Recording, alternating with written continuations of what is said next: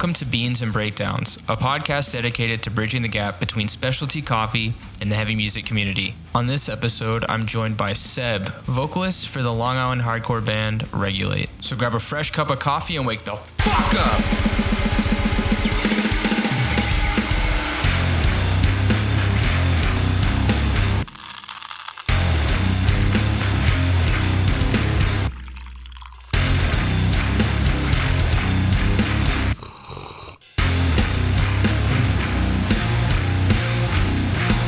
What's going on, Caffeinated crew? Today I'm hanging out with Seb from the band Regulate. Seb, how's it going over there in New York today? Good, bro. How are you? I'm doing well. It's snowing as hard as I think I've ever seen it in my whole life right now. So we got a little something outside right now too. Yeah, we got blistered over the night. So it's just insane. What's that? That Canada life. That's true. Let's start it off with what are you drinking on your side right now? Water. Just some sweet H2. Yeah. Oh man, I kind of wanted you to have just a weird other drink. I would have loved that. Usually at this time, so I woke up a little late today. At this time, drinking a yerba mate, Guyaki brand. 150 grams of pure Amazonian caffeine. Can't really beat that, Yeah, but right now I'm just rocking with some H2O.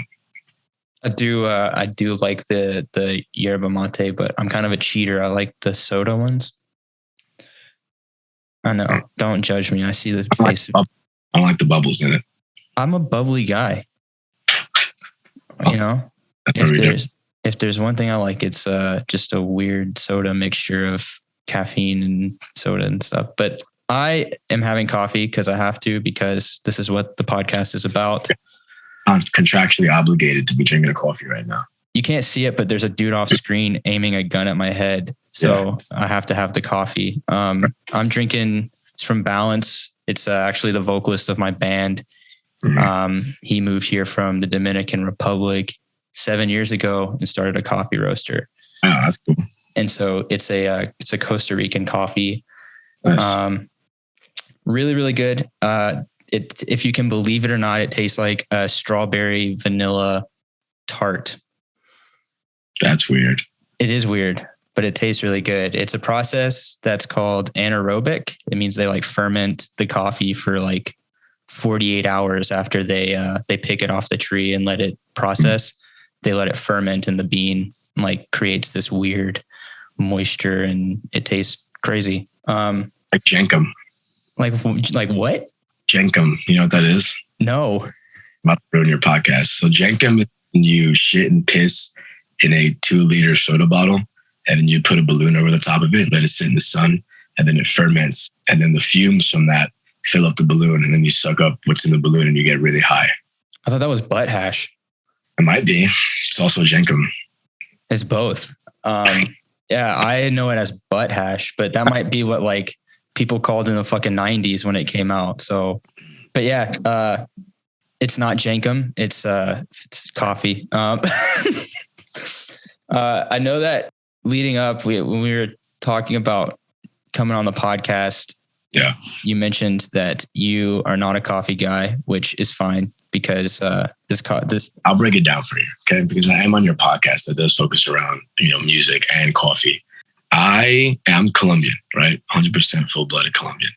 Coffee is a very big thing in our culture. I grew up drinking black coffee as a child. When we moved to America, I was drinking black coffee for breakfast as a child. Okay. When I was at an age to where I could decide what I was going to ingest for breakfast, I decided I didn't want black coffee anymore. I wanted Sunny D or Tang. You know what I'm saying? Stop that. And coffee was disgusting to me. Right after that, I was traumatized by the taste, the aroma, the whole thing. Right. So one day, I used to work up in Connecticut, and I used to carpool with a friend named Bill. Shout out to Bill. He was a big coffee guy. We would stop at this place called Donut Delight in Stamford, Connecticut every day, right? So we could get a cold brew. And one day I'm like, all right. He would always push me to try it. I'm like, dude, I don't like it. coffee is disgusting. It tastes like dirt and water to me. And one day he's like, no, just get it. And like, I'll pay for it. If you don't like it, whatever, it's fine. I'm like, okay, fine. I get it. So he orders, she's like, what do you like? Do you like it?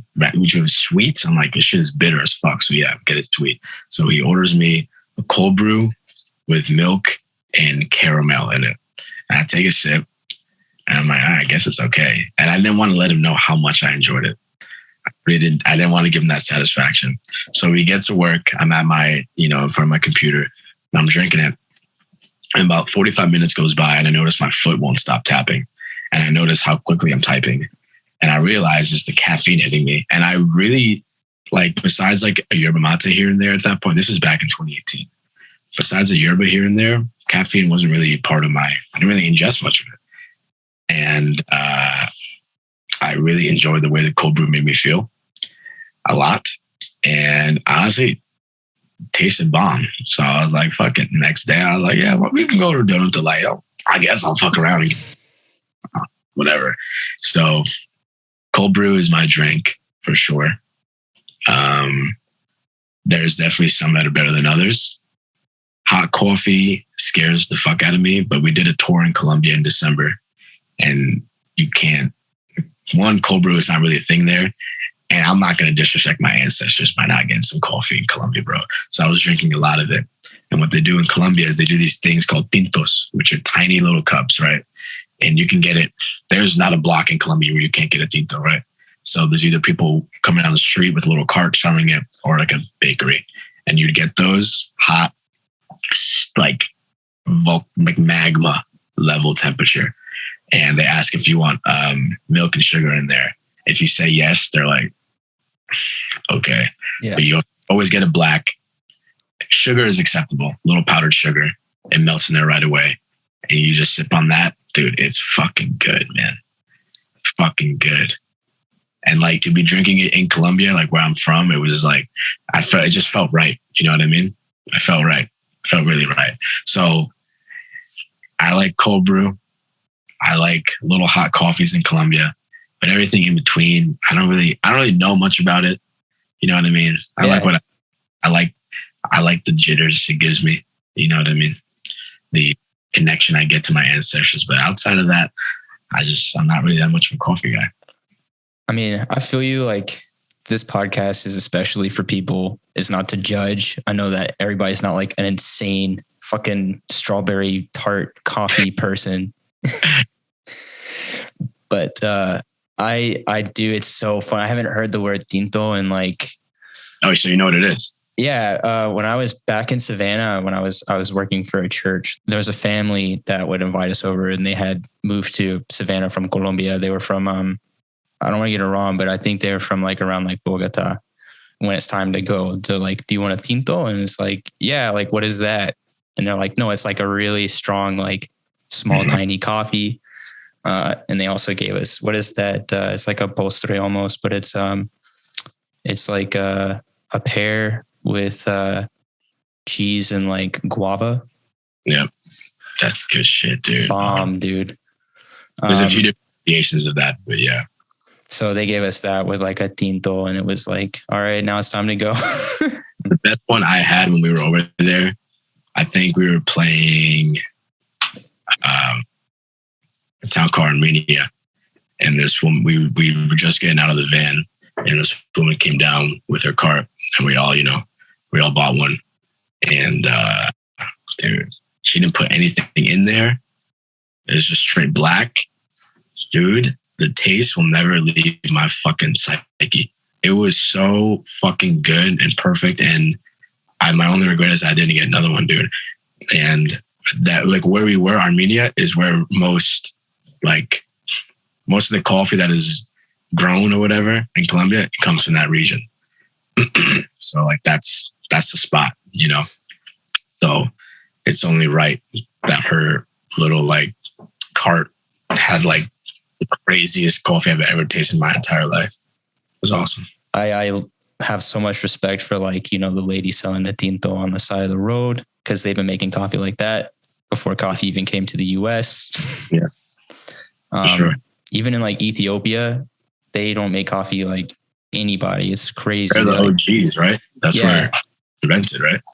Yeah, it's like that's like humans and coffee came from Ethiopia, and like the Dutch, I believe, went, and when they like tried to colonize, they took the coffee to another Dutch colony in Indonesia and planted a plant there, and then it like variated. That's how you get all these weird coffee variations. But in Ethiopia, it's still thousands of different coffee plants grow all the time. It's weird.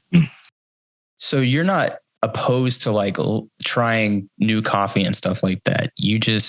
I'll try it. Here's my real gripe with coffee. It's not the beverage. Obviously the beverage is dope as hell, right? I'm Colombian. It's in my blood to drink. Yeah. My problem is not with that. My problem is that I'm also from New York, and I also hate yuppies. And what yuppies like to do in New York is they go to one of these like foo-foo coffee places, right?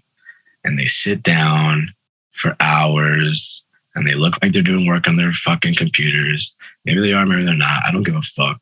But they're sitting there with their fucking whack-ass sneakers, like weird like jeans, and they sip their coffee, and then like they just hang out there all day, which is fine. Like, okay, you also have to understand, I'm a hater. I'm a big hater of things in general. So this is all fucking ridiculous, and I'm aware of that. But hear me out, okay? So they do this thing where it's like, oh, here's a pic of my Instagram story. I'm drinking a coffee. Oh, wait, I have another coffee.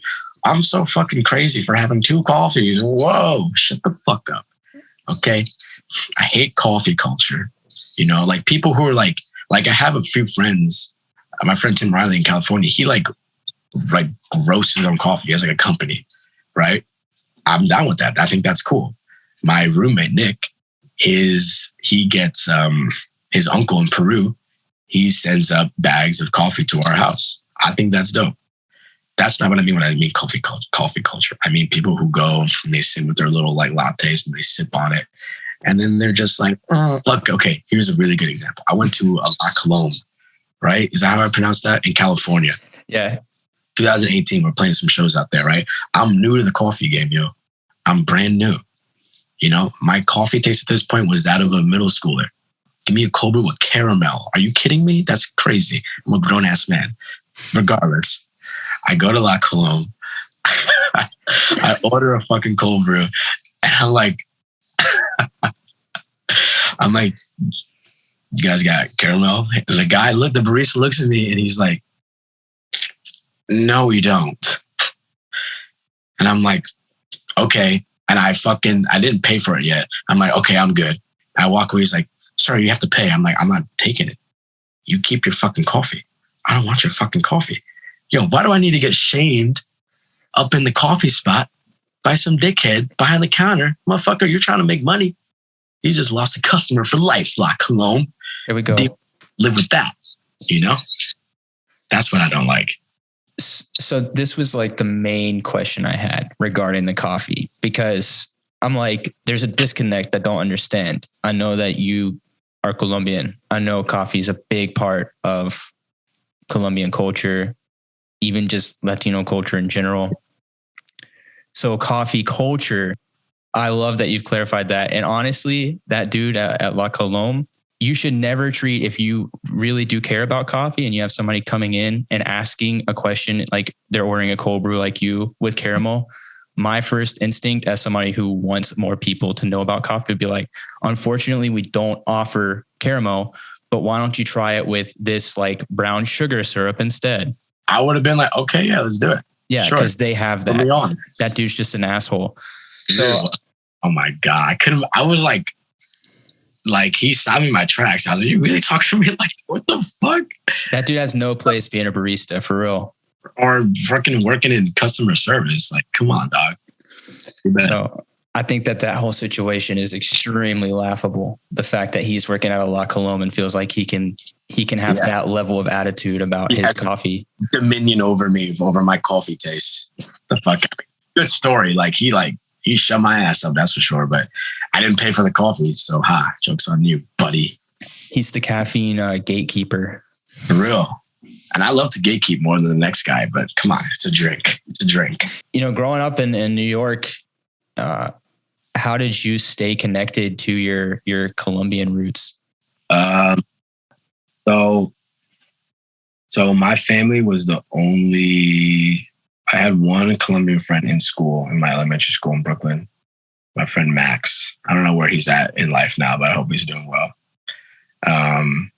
But he didn't live in like the same neighborhood I lived in. So my neighborhood in Bensonhurst was mostly Italian families, Eastern European families, and Chinese families. And the majority of each of those three groups were immigrants, like new immigrants. So we fit in there with the immigrant part, but like as far as like being Black in that area, that was not a thing. We were the only Black family, literally the entire neighborhood that I knew of. And there was a couple other like Latin American, like we had like Argentinians living across the street from us and like a couple Mexicans here and there. So, we had like, there was like a Latin thing kind of going on, but not really. But like my family is like very, very Colombian. Like in the house, like we only spoke Spanish. It was Colombian food every day. You know what I'm saying? McDonald's was a treat every now and then, but usually you're eating rice, like rice and beans. Legitimately, like it's a joke now, but every night rice and beans, or like perico or sancocho or something. You know what I mean? I don't know. I just stayed like New York is a place where I feel like you are simultaneously forced to learn about other cultures, and that at least it made me be more vigilant and more appreciative of my own. You know what I'm saying? I don't know. I've always felt very connected to Colombia, and I was definitely never allowed to forget that I was Colombian. Family, I never wanted to, but like my family always really instilled that in me, and yeah, it's just like just never something I need to make an effort to do. It's always been like something that's just very like always active in my mind. That's awesome. I do want to know Manos de Oro, obviously. Mm-hmm. I love that song. I find myself like humming it to myself quite often. What is the story behind it? So that's on our first LP. Mm-hmm. I said first, we're working on the second one right now. That song, I wrote that when me and my best friend Ringo, who does merch for us, we were like, he's still like very much so in the gym every single day. Right now I have a torn meniscus, so I haven't been able to do much actively, but my active lifestyle more so pertains to like strength and conditioning training and like playing hockey. But when I wrote that song, I was in the gym lifting weights. I was super into like powerlifting and shit. And me and Ringo were both members of Gold's Gyms in Richmond and New York, respectively. So it's just, hands of gold, Manos de Oro. That's what it translates to, Gold's Gym, and the whole song is about being strong physically, but also like, mentally, you know what I'm saying? The first couple lines is about how when I started working out and lifting weights, I like was doing, cause I was like tired of being like skinny and frail. So came into it expecting nothing, but developed a hunger like no other. I got like super into it, like super quick. And my body took to it. I could see changes in my body. And I was like, holy fuck, dude, like this shit is real. So that whole song was really just about lifting weights, being strong, but being smart too, because as much as I learned in the gym, I learned about my body. You learn a lot about yourself through, physical exertion and discipline, had my friend Tom Dom from Cheryl Lies do guest spot on that. He's competed in like bodybuilding and stuff like that. So damn. Anybody else who could relate about, the gym life, so to speak,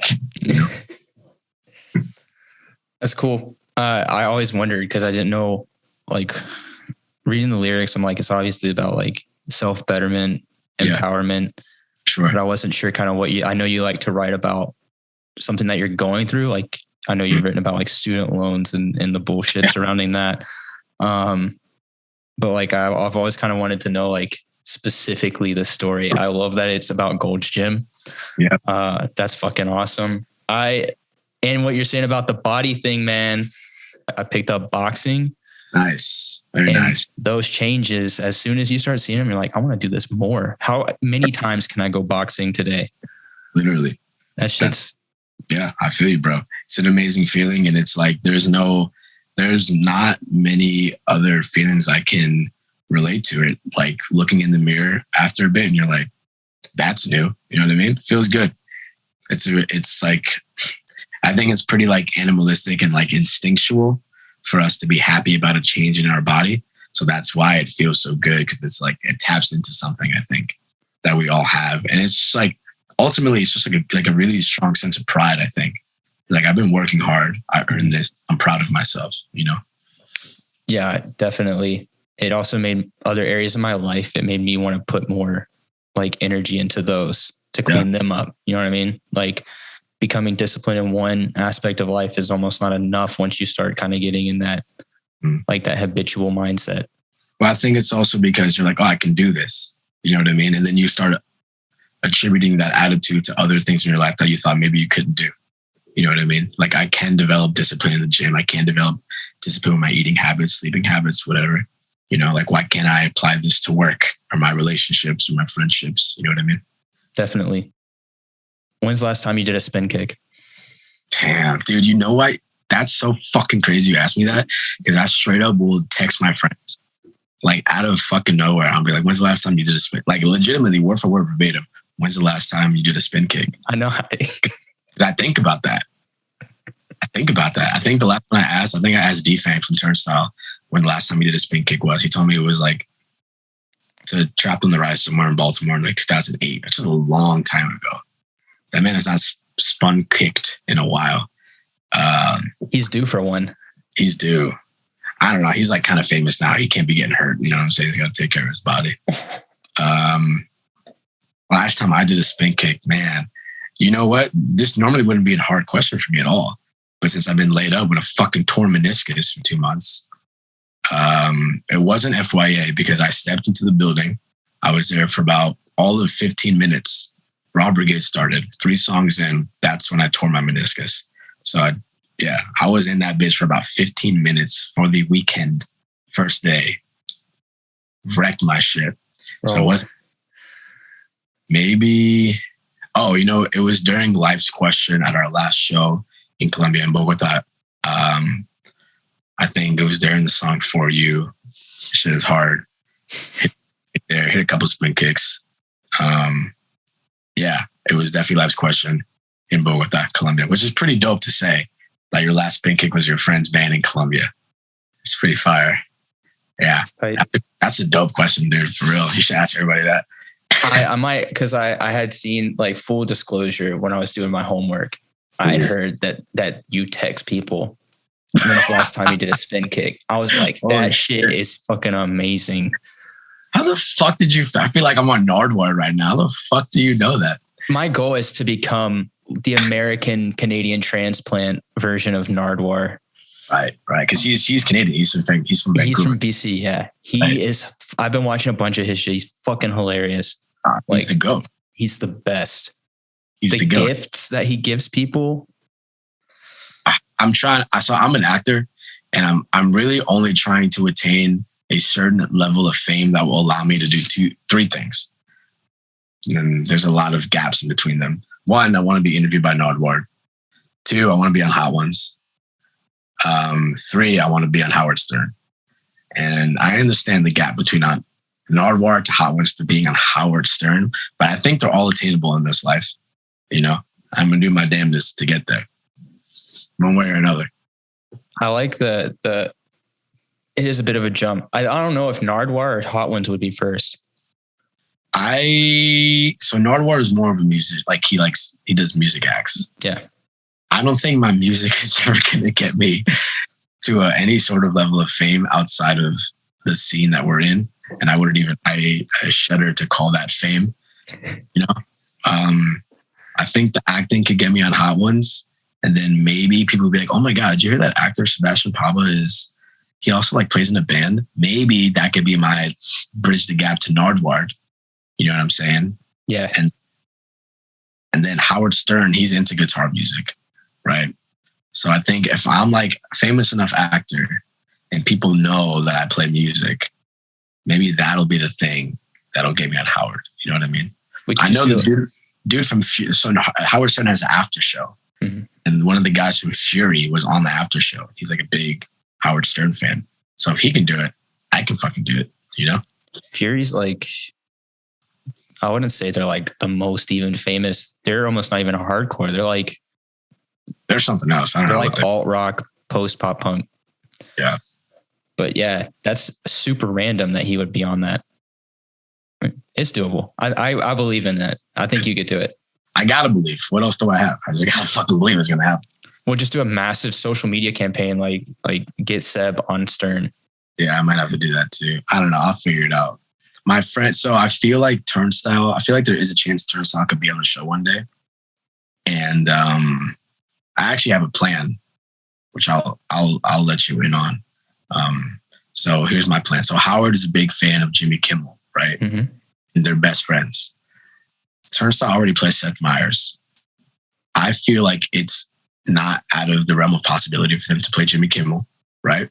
So if and when that happens, I will call the Howard Stern show maniacally until I get on. I'm going to go, hey, Howard, did you watch Kimmel last night? Did you see the music act, this band Turnstile? Oh, you didn't catch him? I think you'd really like him. It's guitar music. You know, you'd be into that. And I'm going to keep doing it, right? Turnstile eventually will get on the Howard Stern show. And I've talked to Turnstile about this. My friend Brandon, who does merch for them, said, if they're really strict about who they're letting in, I will give up my spot so you can go into the studio. So all I need to plant a seed, and then it's only up from there. You know what I mean? And then you're connected to Howard Stern by like 1 degree of separation. Literally, dude. Well, okay, this doesn't count, but I worked for a professional hockey team, and we had Gary Delabate, who's Howard Stern's producer, and we like showed him on the screen or whatever. And I was the one I escorted him to his seat or whatever, and then we did like the camera spot. And then after, I was like, hey, Gary, I'm a really big fan. You're the man. So that's really my closest. I mean, to Howard, he's like second in command. You know what I mean? So that was a pretty my life. But yeah, once I get in the studio, it's over for you hoes, for real. That's when I know I've made it. So Regulate, you guys are working on another LP currently? Yeah. Well, so everything is tracked. Right now, every few days we've been getting like a new rough mix. Our engineer, John Markson, shout out to John, become a good friend of mine. He's very, very particular. So he'll make the slightest change. Be like, hey, tell me how you guys think about what this sounds like. I don't have an ear for that shit at all. Unless it's blatant. I fucking sing, dude. I don't know shit about anything. Unless it's a blatant change, I don't know what's going on. So we've been getting a lot of new mixes and stuff, and hoping to have it out. Realistically, probably it's looking like midsummer, late summer, maybe. I don't know. I'm looking forward to it. I've been listening. I've been killing that first LP for 3 years now. So it's going to be dope. The time has come for sure. Yes. I'm excited about some new Regulate and some new tours. Maybe. We'll probably do. So we've been doing just East Coast, West Coast, back and forth type of thing. We definitely neglect the middle of the country. Some places deserve for us to neglect them. I know you have feelings about a certain state. Yeah, Texas sucks. Not all of Texas. Shout out to Houston. I fuck with Houston. The rest of it, it is what it is. But we'll probably end up doing a full US to support the LP. I was actually talking about it with my drummer Harry yesterday. And when people will be excited about the package, it would be us and 2 other bands, and it would be definitely a show that is something for everybody. So yeah, so maybe a full US tour when the record comes out. That'd be tight. You might have to throw a Montreal date in there somewhere. Yeah, I told you, we've played there 2 times. So, and I love Montreal and I love Toronto. So, and we've never played I'm as a big hockey guy, Canada is the fucking motherland. You know what I mean? It's in Canada, my 2 motherlands. So I want to play Winnipeg. I want to play fucking Calgary, Vancouver, all that shit. Fucking Saskatchewan. put me up in the Yukon. You know what I mean? I don't give a fuck. I'm trying to play all over that shit. Definitely Toronto, though. We played there once. Toronto is like one of the coolest cities I've ever been. And Montreal is, I feel like the place we played in Montreal is like, it was like pretty low key. Like we definitely wasn't like a downtown area at all. But it was really cool around there, and driving around Montreal was really nice too. You don't happen to remember, was it Bar La Ritz? I don't know. I know that it was, you walk in, there's a stage probably about 3 feet high. We played the same place 2 times. There's a good burger place nearby. I was vegetarian at the time when we played there the second time. So I got like an Impossible Burger. And it was definitely like very like low key area. I'm gonna have to look back, but I think it's Bar La Ritz because it's kind of in the middle of nowhere. Yeah, we played there 2 times, and it's a very quiet area. It wasn't like a downtown area at all. Well, Seb, this has been an awesome time. I have one question before we go. What's your favorite city for Beans and Breakdowns? Whoa, does that have to be the same place? Not necessarily. Okay. Damn, yo, that's honestly a hard one. Can I talk out my process? You can. All right, so I fuck with Phil's Coffee a lot out in California. They got this Mission Cold Brew. My fucking God, is that shit? You had it? No, but I'm familiar with Phil's. That shit goes stupid. Goes super hard. Fuck with Phil's. I fuck with California in terms of, music and stuff too. But obviously I gotta give the breakdown aspect of the question to New York. Born and bred. You know what I mean? This wouldn't be happening if it wasn't for New York hardcore. So, the state of New York, the 5 boroughs, get my breakdown, my breakdown vote. Also, like, this is where I drink the most coffee. You know what I mean? There's a place called Familiars by my crib in Bed-Stuy, New York. Vegan coffee place. Super dope. Pretty affordable, pretty cheap in terms of Brooklyn coffee places. So I'll give it up for them, but the beans got to go to fucking Colombia, dude. The country of Colombia. But more specifically, I'll say Armenia, Colombia. Armenia, Colombia, best coffee I've ever had in my entire life. So the breakdowns are for New York. The beans are for Armenia, Colombia, 100%. That's dope. I'm so happy that you said Colombia because I was like, if he says anything, he's canceled. Come on. Canceled. Yeah. For sure. Yeah, I love that. I was happy that we cleared up my confusion in the coffee realm. Yeah. So sure. Like I said, I put respect on the farmers. I put respect on the people making it. All that shit. You know what I mean? Coffee is a big thing all over the world. You know what I mean? And it's got to get there somehow. So I put respect into the work that goes into it. I just don't like the little funny guys who like drink their little dumb drinks and they just sit there with their tote bags and, just fucking, you know what I mean? Fucking tote bags. Dude, oh my God, bro. Whole nother story. we don't need to do that. Let's keep it positive. Yeah. This has been an awesome time. Seb, I really do wish you and the Regulate boys all the best. Everything you got going on with the acting. Let's get Seb on Stern. That's right. Hashtag Seb on Stern. Right. Enjoy the rest of your Saturday. I appreciate it, brother. Thank you for having me. I had a good time. Yep. Likewise. Take care. Right on.